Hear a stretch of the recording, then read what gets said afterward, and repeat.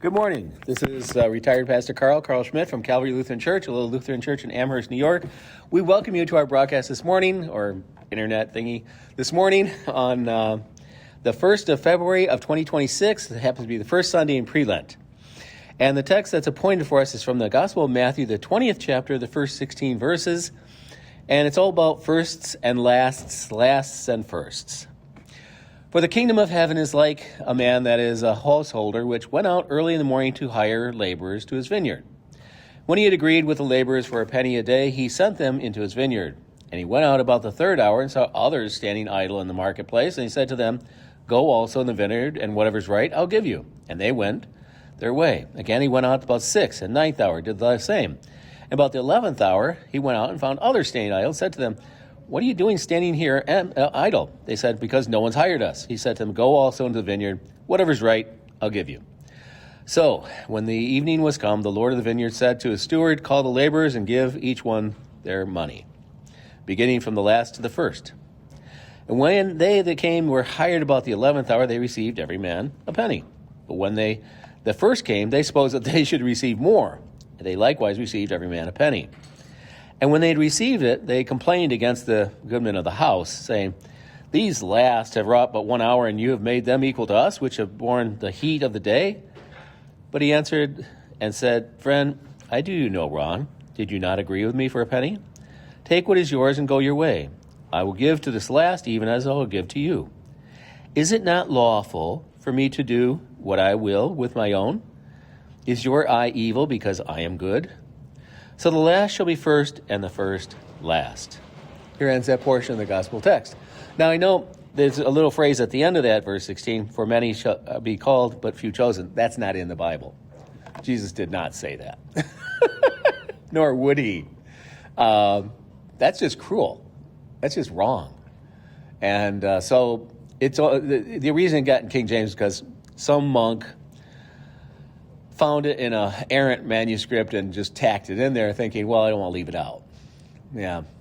Additions are what we usually call wrong because if you find it in only one manuscript out of 1,000, it's not supposed to be there. That's how it works. Anyways, so the last part. So the last will be first and the first last. Now, what's the big deal with this first and last, and why is Jesus going on about this? The key to the whole thing is in verse 15, where he says, "Isn't it lawful for me to do what I want?" You see, this is the heart and core of everything about religion. Because I guess many religions, if not most, hesitant to say all, have this tendency to build their religion on worth, personal worth. If I have some personal worth, well, then the God, whoever, whatever that's supposed to be, should look at me with some kindness and favor and go, yeah, not bad, okay, yeah, you're good enough. And really, that's kind of the heart and core idea behind much of what human beings label religion. God doesn't look at anything that way. That's why he came up with this story, because now his stories are not meant to be taken as a sign of fairness. Back in the turn of the last century, owners of steam plant factories where they had the workers were getting injured all the time. It was just a hellscape of work peril. They would refer to this saying, well, Jesus says we can do what we want, No. Jesus' stories are filled with absurdities on purpose to get your attention. This is a stupid story. Jesus does that to get your attention. You know the story about the bridegroom and the bridesmaids and the oil in their lamps, yada, yada, yada. Do you really think that the groom traveled to the bridesmaid? He's got 4 other wives and their kids and their tents and all the rest of it. Do you really think he's going to pack up the entire household to go to the 5th wife's house? No, that doesn't even make sense. And they knew that. It was an absurdity. Jesus tells stories with vast absurdities. And no how a businessman's going to treat his workers like this, because by the next day, no one's going to go to work until the 11th hour. See, that's how we are. Would you really go to work the next day, 6 a.m.? No, not if you have a brain in your head. Why would you? And work till, 12 hours later? No. I'd show up at 5 o'clock and get paid at 6. So Jesus' stories are meant to do one thing only. Get your attention to a singular point. And the point is in verse 15. Isn't it lawful for me to do what I want with my own? And you'd have to go, well, yeah, but it's not fair. He's not making the argument for fairness. That's not part of this at all. Of course, in the workplace, you should have fairness. So everyone who tries to bust up workers using this piece of scripture, no, they stink. They're rotten people. They're foul. Pay people a decent wage. And Jesus is not against a decent wage. He's the one who designed this whole thing anyways. So what is this story about? Why does he say, isn't it lawful for me to do what I want with my own? And that impacts all of us. Because when we look at ourselves, life is a rat race. I saw a T-shirt once that said, he who dies with the most toys wins. And of course, it was an old guy wearing the T-shirt. And I thought to myself, yeah, that's how guys think. Yeah. Have you ever noticed something? It seems to be a rule of life. The older the guy is, the bigger the truck. I mean, young guys can't afford the big $80,000 to $120,000 trucks. But old guys, they're not even working anymore. They don't have a job to go to, but they buy a $120,000 truck with diesel and, they've got every bell and whistle on that thing and the chrome package and I don't know whatever else goes on a truck. But these idiots drive around just terrorizing the roads in these giant trucks, what they should not be driving, because old guys really should be driving a scooter, a small one, made of plastic. So when you run something over, it doesn't hurt anybody, because they're terrible drivers. I know, I'm 67. I hate driving. I do very little of it anymore, on purpose. And so this text isn't about fairness. It's not about who's in first place or last place, because in life, that's the only thing that matters. It doesn't matter what kind of surrounding you're in. Kids.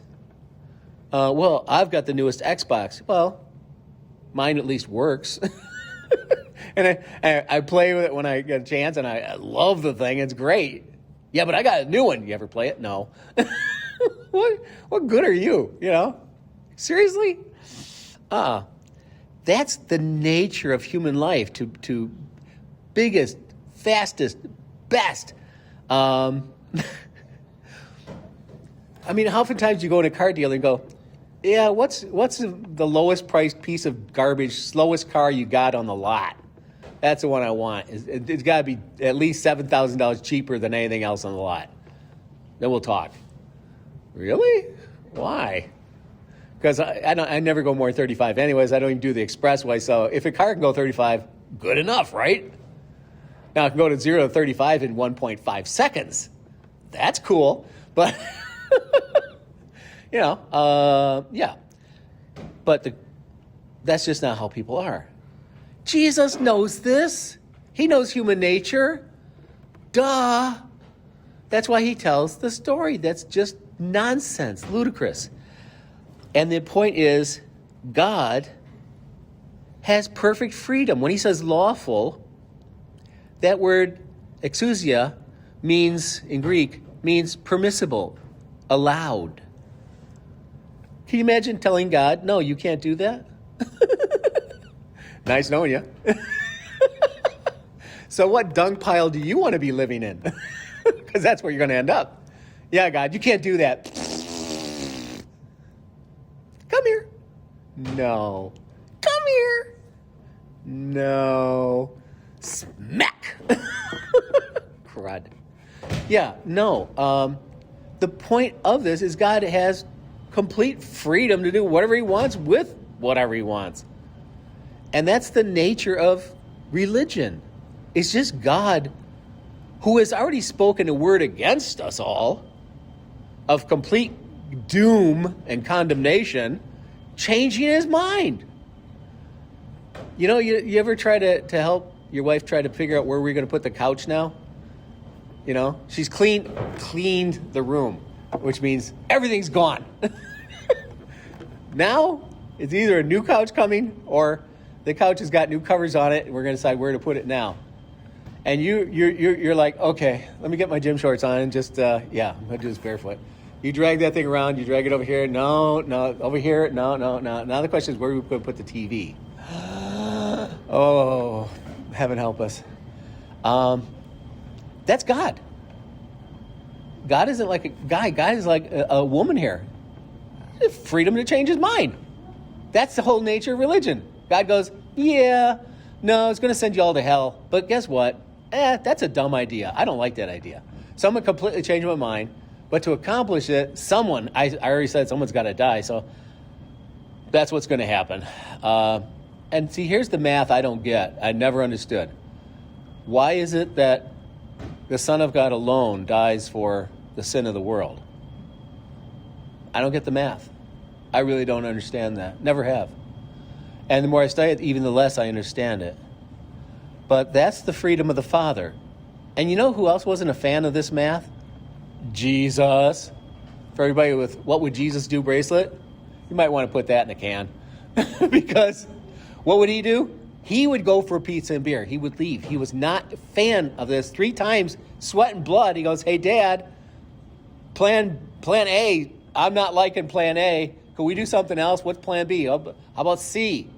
Plan A is really raw. I don't like it. No, that's what we're going to do. Finally, crickets. Oh, okay, I get it. So, that the Son of God would die for all the world. Freedom of the Father. And then the Father applies that to the entire world, as though no one had ever sinned. Huh. Well, that's a little radical. Does that apply to everyone? Yeah. That's the whole mystery of this. And I also don't understand that math. Because you look at this world and you go like, yeah, if anyone should deserve go to hell, let's start with Hitler. That's a real piece of dirt. And then I don't know, child molesters. Yeah, that's dirt. And thieves. Yeah, if someone steals your identity, they're dirt. That's just dirt. Yeah, you want to get your hands on their throat. Usually they're in some 5,000 miles away in some India or somewhere else, Pakistan, whatever, God only knows. But you can easily think of people who deserve, absolutely, without a doubt, ask anyone on the street, go to hell. Yeah, you just go to hell. No hope. Just blast them with fire forever. Okay, that's agreed. But what about the sweet little old lady who lives down the street and makes Halloween bags for all the kids by name? Well, yeah, here's God's math. Are you human? Yeah. Okay. Y'all go to hell. Under the law, that's it. There's not even a question of who you are. Doesn't care. At all. Just done. Which in itself sounds awfully unfair as well. You mean it doesn't matter if we even try? No. The gospel, however, is God who just says, yeah, I've changed my mind about this whole everybody going to hell thing. I'm going to make it so that everybody can go to heaven now. That's it. That's religion.